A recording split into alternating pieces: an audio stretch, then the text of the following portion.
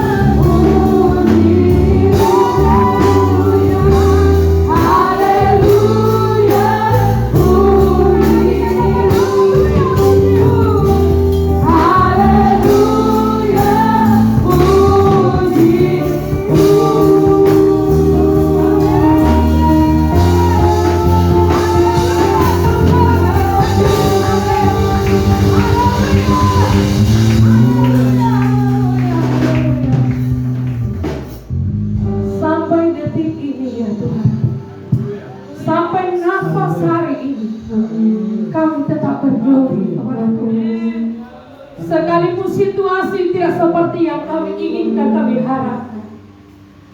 Sekalipun tantangan pergumulan belum dijawab oleh Tuhan, tapi kamu yang menikmati nafas hidup, kami tetap bergori dan bergori dan bergori bagi Tuhan. Karena kami tahu menyenangkan-Mu, itulah yang terbaik ya Tuhan.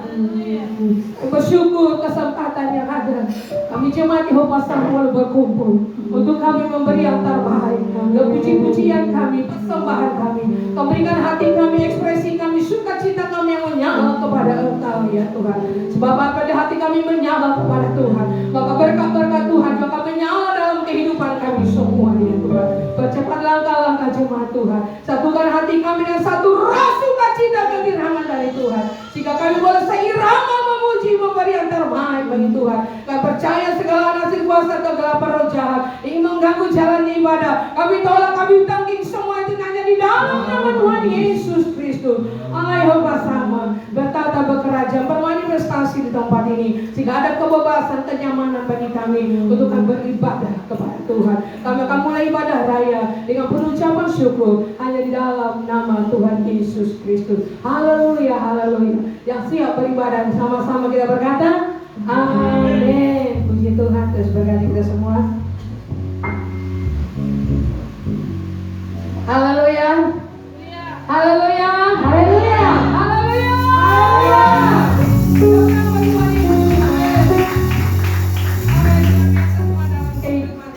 Kita katakan kepada Tuhan, tiba saatnya kami berkumpul untuk bersatu memuji, memuliakan nama Tuhan. Sebab keselamatan hanya datang daripada Yesus. Amin.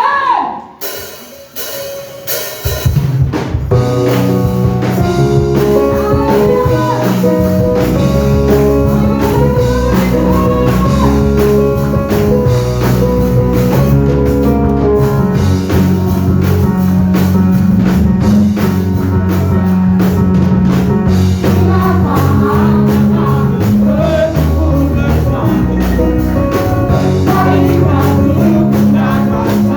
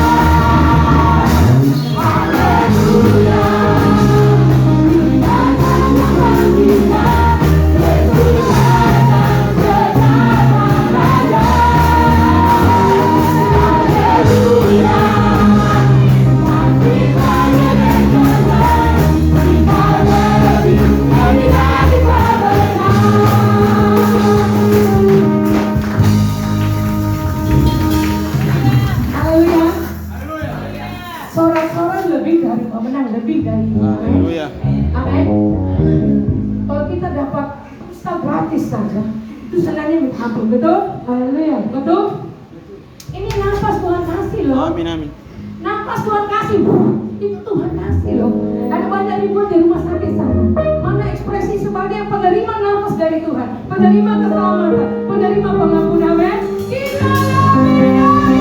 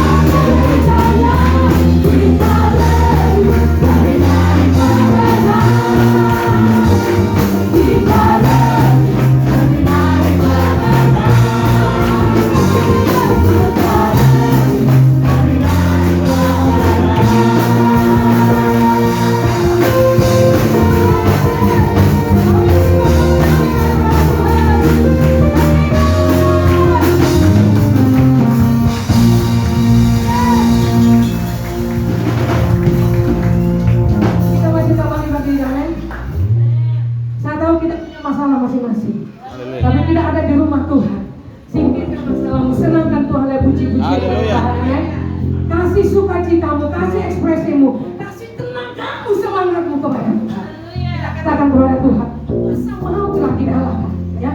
Kuasa kemalasan, malas memuji Tuhan itu sudah Tuhan kalahkan. Terima kemenangan, kebebasan daripada Tuhan. Kita katakan kepada Tuhan, kuasa maut telah dikalahkan.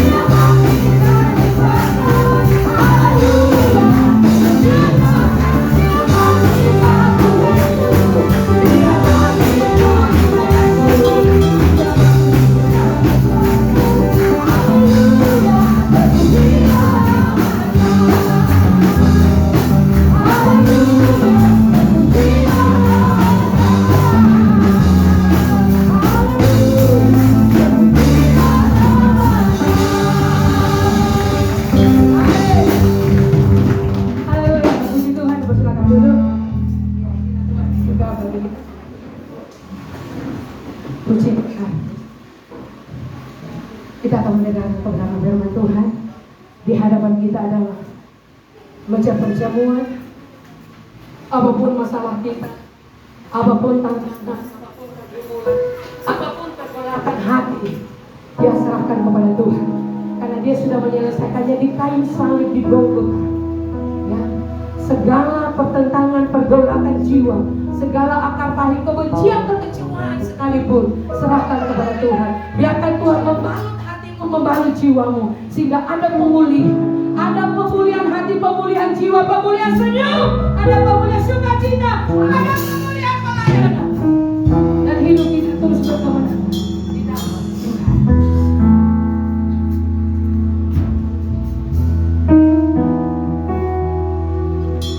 Tak berdaya dia kuasa, tak belenggu dia bebaskan, belajar bersama dengan ini. Dia berkuasa kalahkan mau, sebab di dalam dia kita menang. Dalam nama Yesus kutuk jadi berkat. Dalam nama Yesus segala kekecewaan Tuhan bisa ubah menjadi sukacita.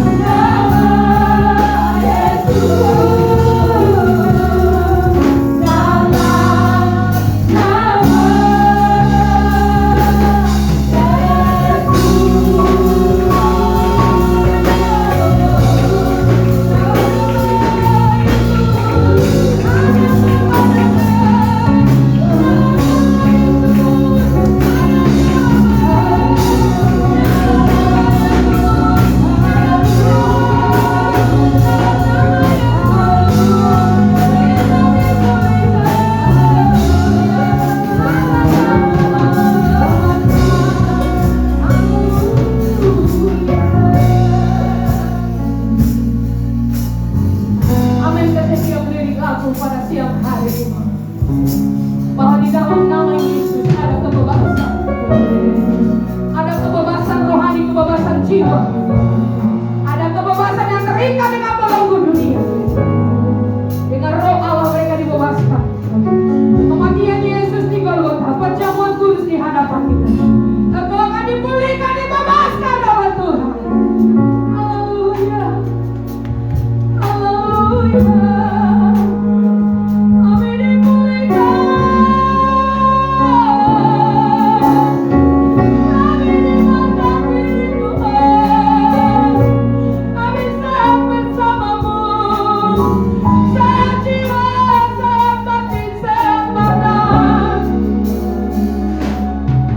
Terima kemenangan itu ya Bapak. Sekalipun kemenangan belum terlihat oleh mata, tapi ini iman kami kepadamu, bahwa janjimu firman akan tergenapi dalam kehidupan kami, bahwa kebenaran adalah tergenapi bagi jiwa-jiwa yang berpegang kepada Tuhan. Haleluya. Haleluya. Kita bersatu dalam kematian Tuhan, mati atas dosa keinginan kami. Kita panggil menjadi manusia yang diubahkan, dipulihkan oleh Tuhan. Aku tidak seperti dulu lagi Tuhan. Aku dewasa rohani, aku dewasa iman, aku dewasa perkataan, aku dewasa tindakan pelayanan. Haleluya. Hanya Roh Kudus yang bisa mengubahkan kehidupan kita. Hanya firman Allah yang sanggup mengubahkan dan manusia.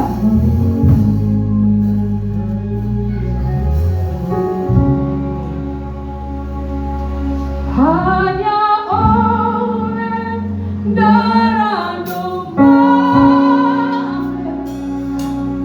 hanya oleh darah domba Allah, kita hidup dalam anugerahnya. Hanya oleh darah domba.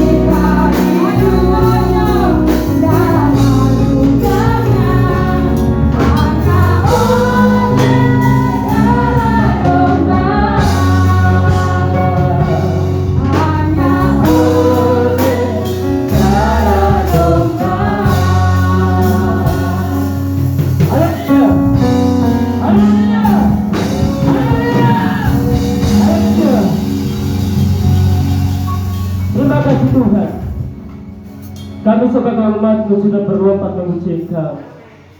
Kami memuji Engkau dalam roh dan kebenaran.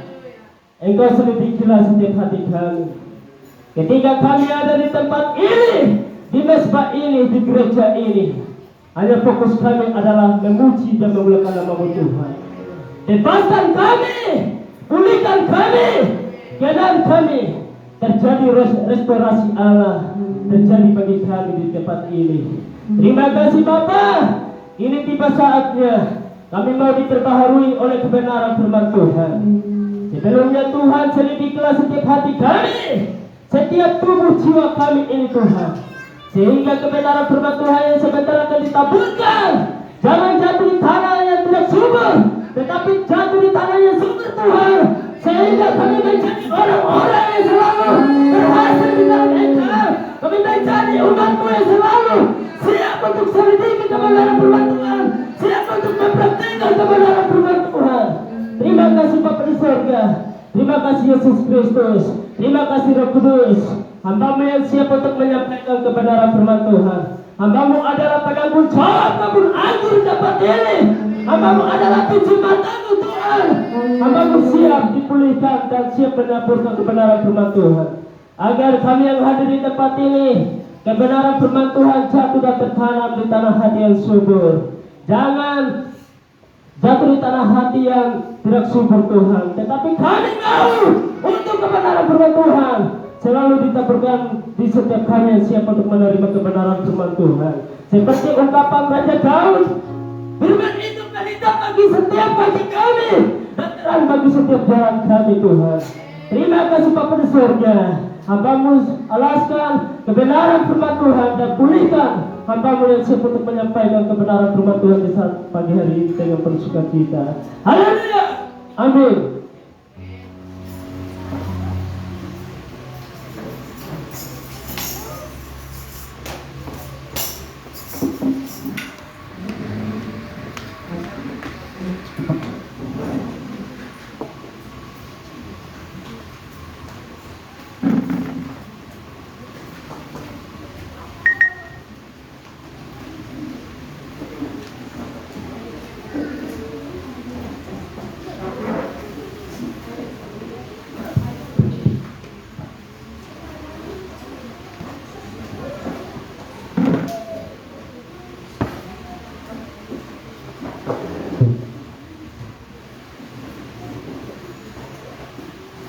Haleluya.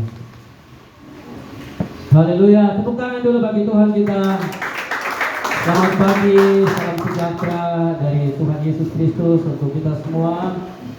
Bapak Ibu sekalian, para hamba-hamba Tuhan, majelis jemaat, para koordinator-koordinator wadah yang telah hadir dalam ibadah pada saat pagi hari ini, seluruh umat Tuhan, jemaat tetap, dan juga jemaat-jemaat simpatisan yang telah hadir, Bapak Ibu dan juga anak-anak muda sekalian.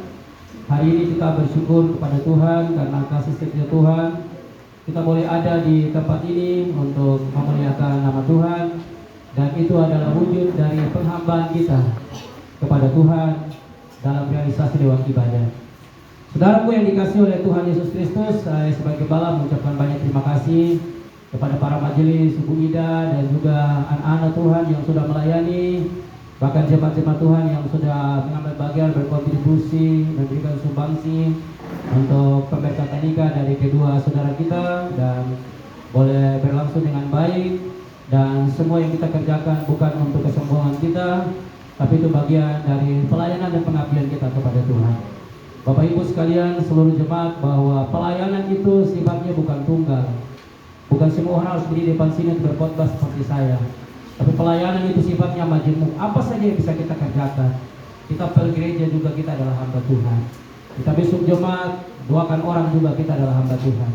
Jadi pelayanan itu sifatnya luas. Tergantung di mana Tuhan percayakan kita. Jadi jangan kita memilih-milih tugas pelayanan. Dimanapun Tuhan kasih.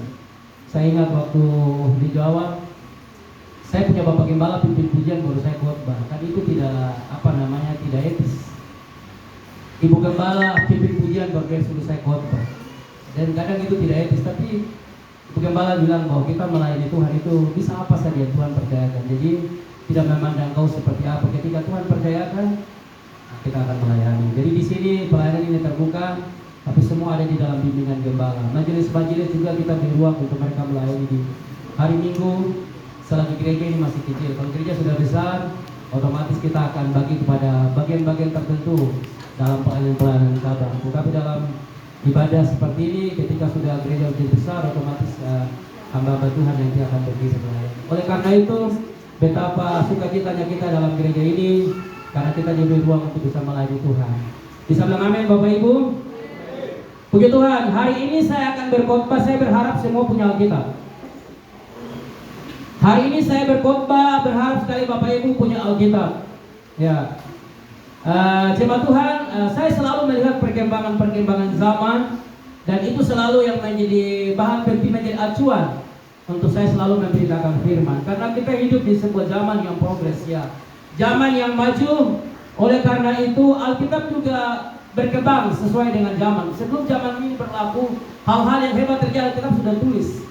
Sekarang bagaimana kita umat Tuhan bisa meresponi sehingga kita tidak kalah dan kita menjadi orang-orang yang tertinggal, sehingga orang Kristen tapi tidak tahu perkembangan. Tapi saya berpikir gereja posisi ada di kota. Oleh karena itu kita harus mengikuti perkembangan yang ada supaya kita bisa menjadi berkat di mana komunitas kita berada, walaupun mungkin kita dari kampung. Puji Tuhan Bapak Ibu yang dikasih oleh Tuhan Yesus Kristus, ada sesuatu hal yang sangat fenomenal di hari-hari ini. Itu yang menjadi bahan khotbah buat saya di hari ini. Jemaat Tuhan sekalian, perhatikan, saya berikan judul khotbah begini. Kenapa kitab suci orang Kristen itu adalah Alkitab Perjanjian Lama dan Perjanjian Baru? Kenapa kitab suci orang Kristen itu adalah Alkitab Perjanjian Lama dan Perjanjian Baru? Ada yang bisa jawab? Saya akan kasih dia 1 miliar 1 ember. Ya. Kenapa sampai Alkitab atau kitab suci orang Kristen itu adalah Perjanjian Lama dan Perjanjian Baru? Jemaat sekalian, kenapa sampai judul ini saya khotbahkan? Tentunya ada sesuatu yang viral. Ya, sesuatu yang terupdate. Kenapa atau mengapa khotbah ini saya beri judul seperti itu? Saudara, karena hari-hari ini perhatikan baik-baik. Anak-anak muda khususnya perhatikan baik-baik. Karena hari-hari ini telah beredar tuduhan. Telah beredar tuduhan lewat media sosial, baik YouTube, baik Facebook, dan juga di kalangan apologet-apologet Kristen.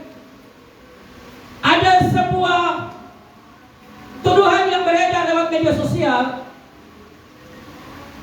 yang memberikan tuduhan bahwa Alkitab Perjanjian Lama, ya, orang Kristen telah nyolong. Orang Jawa bilang nyolong, orang Papua bilang pancuri. Ya. Katanya orang Kristen telah mencuri kitab orang Yahudi, yaitu Perjanjian Lama, dan dijadikan menjadi kitab suci orang Kristen. Bapak Ibu setuju? Jemaat Tuhan setuju? Saya ini jemaat bingung, kayaknya jemaat belum mengerti.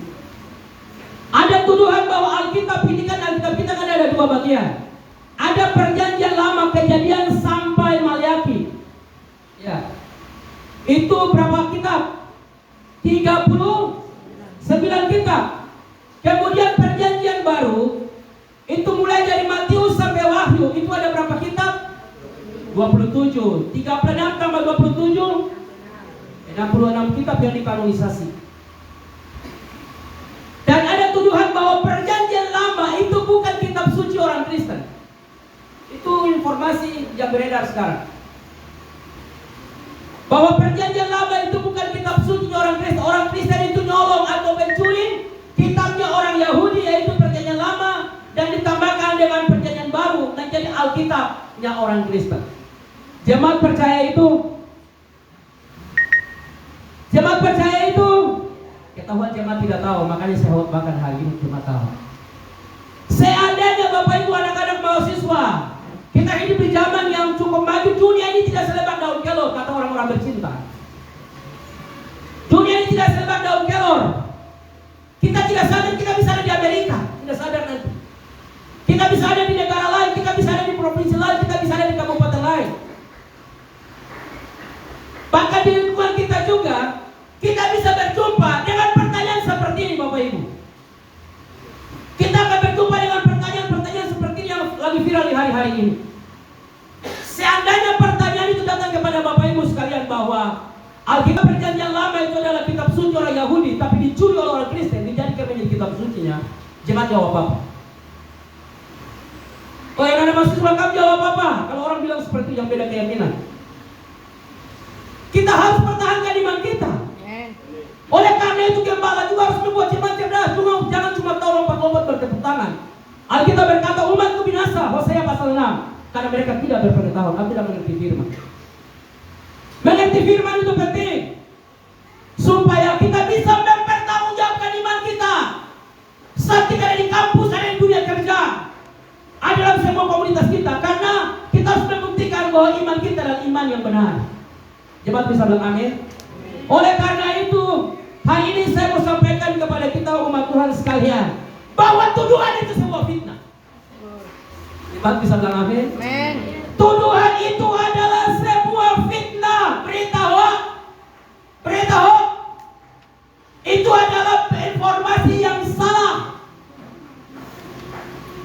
Terus bagaimana kita memberi jawaban kalau kita bilang salah? Kalau kita berkata bahwa itu informasi atau berita hoax atau sebuah fitnah terhadap iman Kristen, maka jemaat sekalian, jawaban kita apa? Jawaban apa yang kita berikan kepada isu yang beredar di hari-hari ini? Bapak Ibu, saya mau bersuara kepada jemaat Tuhan sekalian. Kita tidak bisa memakai kitab suci orang lain untuk mengukur kebenaran Alkitab. Tidak bisa. Alkitab tidak butuh topangan kitab suci lain, tidak butuh. Alkitab cukup bisa menjelaskan tentang dirinya sendiri. Jemaat bisa bilang amin? Alkitab harus menjelaskan tentang dirinya sendiri. Saudara yang dikasih oleh Tuhan Yesus Kristus, hari ini saya mau sampaikan kepada kita bahwa ada beberapa jawaban secara umum. Nanti kita akan bahas ayatnya, nanti kita akan baca. Ada beberapa jawaban terhadap tuduhan ini. Kita akan membantah bahwa itu fitnah. Kita akan membantah bahwa itu adalah berita yang menghina keyakinan iman Kristiani. Kalau kita bawa secara undang-undang, itu adalah penodaan agama terhadap kitab suci. Kenapa? Karena orang yang memfitnah adalah mereka tidak tahu histori sejarah dan Alkitab.